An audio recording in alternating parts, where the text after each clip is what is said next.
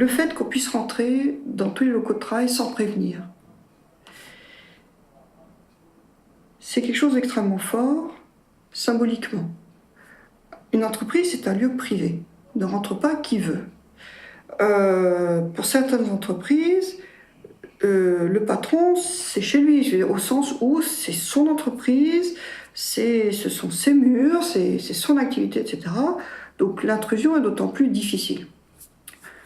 Il est important de maintenir ce pouvoir de pouvoir entrer sans prévenir sur tout lieu où s'exerce le travail salarié pour montrer que ce droit à la propriété, eh ben, il doit accepter cette intrusion-là. Ce côté visite inopinée, c'est extrêmement important dans le métier, parce que c'est comme ça qu'on constate les vraies situations de travail,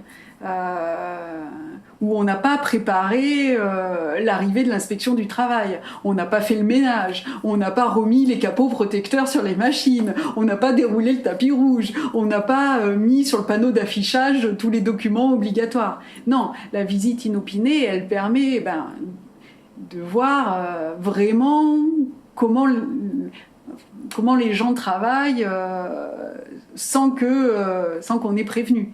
Donc ça a vraiment quelque chose d'important dans notre boulot, parce que sinon on pourrait tomber sur des situations un peu fictives, sur une représentation théâtrale.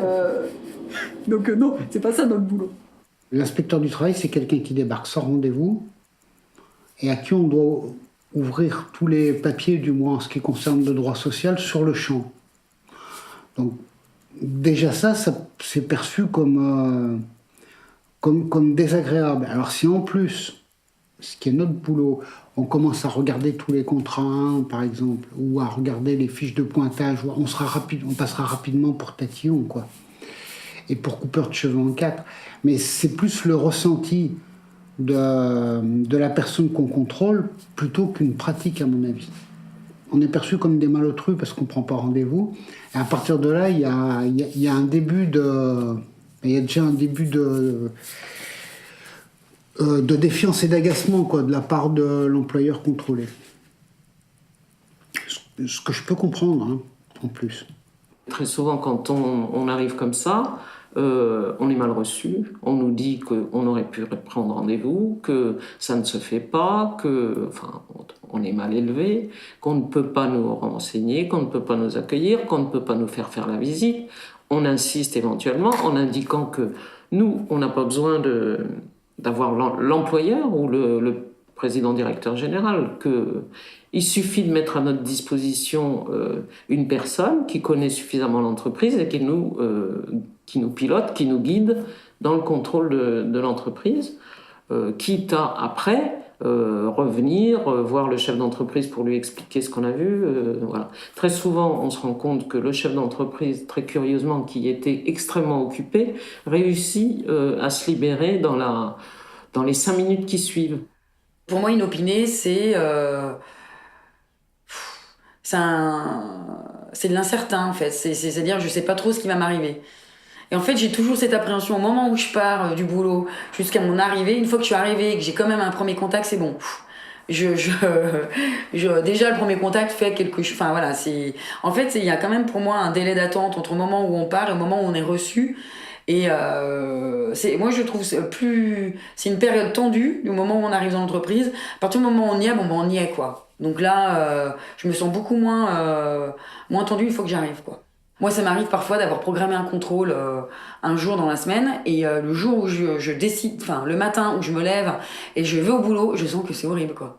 J'ai pas envie d'y aller, mais c'est horrible. Alors, soit parce que j'ai de la fatigue, soit parce que je sais pas, il y a plein de trucs je suis énervée, je suis pas bien, quoi, et j'ai pas envie, donc je redécale le contrôle. Rares sont les cas de contrôle sans avoir réfléchi avant. Alors ça pourrait être, on circule dans une rue de son secteur et puis on s'aperçoit qu'il y a un bâtiment sur lequel il y a quelqu'un qui est perché. Là, c'est pas préparé, donc on intervient tout de suite.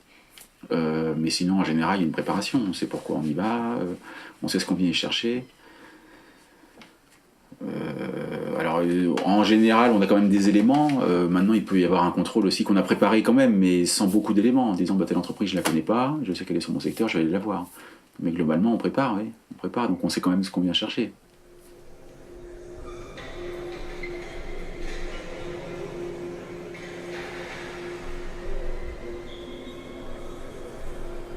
C'est quelque chose qui nous est permis par la Convention 80 de 47 de l'OIT qui permet de faire des contrôles sans prévenir. Et c'est un point sur lequel il y a une demande forte du patronat d'avoir d'être prévenus, que les employeurs ne soient pas surpris. Il y a d'autres sources de contrôle dans l'État, dans les services publics, que l'inspection du travail. Donc il s'appuie là-dessus pour prétexter que c'est important de prévenir, de s'organiser, enfin de coordonner en tout cas entre services les contrôles. Et l'idée derrière, c'est quand même qu'il puisse y avoir une organisation du contrôle de façon à ce que les choses ne soient pas si inopinées, et puis voire même une organisation avec l'employeur pour prévoir, pour qu'il ne puisse plus dire qu'il a été surpris.